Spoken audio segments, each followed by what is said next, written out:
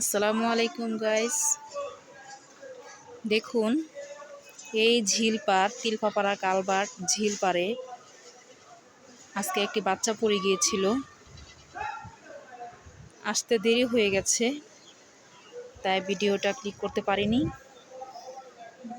এসে দেখি বাচ্চাটা তুলে ফেলেছে।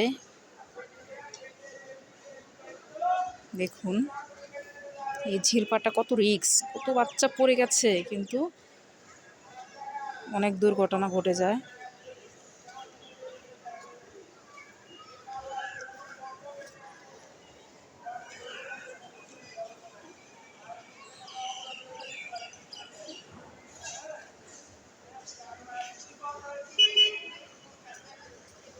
এই পারেও পানি, ওই পারেও পানি, কি করবো বলেন। যেরকম ময়লা জমে থাকে এরকম পানির দুর্ঘটনা। কত বড় খাল,